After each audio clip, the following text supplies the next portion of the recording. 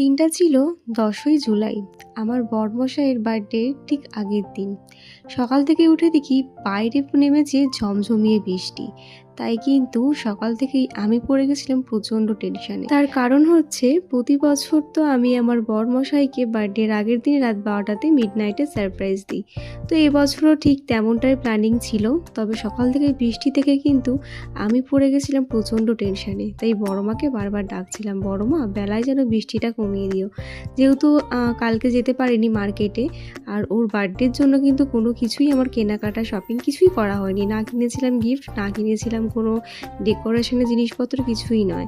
যাই হোক, ঠাকুরকে ডাকার পরে ঠাকুর কিন্তু একদম আমার যাওয়ার টাইমটাতে বৃষ্টি একদম থামিয়ে দিয়েছিল। দেখতেই পাচ্ছ চারপাশে কতটা জল জমে গেছে। মানে পরশুদিন রাত্রির থেকে কিন্তু বৃষ্টিটা শুরু হয়েছিল। তো দেখো, বলে না শখের দাম লাখ টাকা, তো সেই অবস্থা হয়েছে আমার।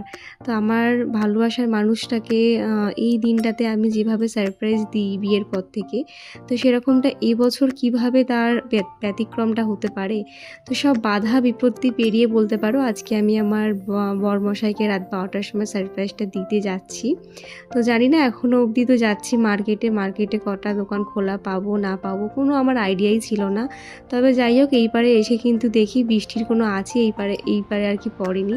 দোকানপাট মোটামুটি সবই খোলা ছিল, তবে ভিড়টা কিন্তু কম ছিল। যাই হোক, এই ফাঁকায় কিন্তু বরমশাইয়ের জন্য একটা টি শার্ট নিয়ে নিয়েছি, যেটা তোমার সাথে তাড়াহুড়োতে দেখানো হলো না, বাড়ি গিয়ে দেখাবো অবশ্যই।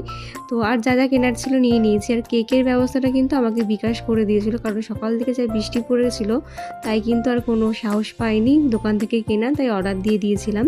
তো দেখো, তোমার দাদাভাইয়ের জন্য নিয়েছিলাম এই টি শার্টটা, একটা গোলাপ মানে গোলাপের তোড়া, ফুলের তোড়া, আর ছিল একটা হাফ প্যান্ট। তো যাই হোক, তারপরে কিন্তু আমি চলে আসলাম ডেকোরেশন করতে। যেভাবে ডেকোরেশনটা করব, আশা করি এই ভিডিওটা তোমরা ফেসবুকে দেখেই নিয়েছো অলরেডি। তো তোমাদের সাথে এখন আমি একটু ডিটেলসে দেখিয়ে দিচ্ছি। তো দেখো, প্রথমে এখানে একটা আমি বেড কভার পেতে নিয়েছিলাম, তার উপরে একটা ভালো বেড কভার পাতলাম। তারপরে কিন্তু বেলুনগুলো ফুলিয়ে ওয়ালে আমি সিকিউর করে দিচ্ছিলাম। তো প্রতিবার তো আমি আমার রুমেই সারপ্রাইজটা দিই, তো আজকে ভাবলাম যে এখানেই দেবো। তো এখানে দেওয়ার একটাই কারণ, তোমার দাদাভাই আজকে ডিউটি থেকে তাড়াতাড়ি চলে আসবে, প্রতিবার তো রাত 12টাতে আসে।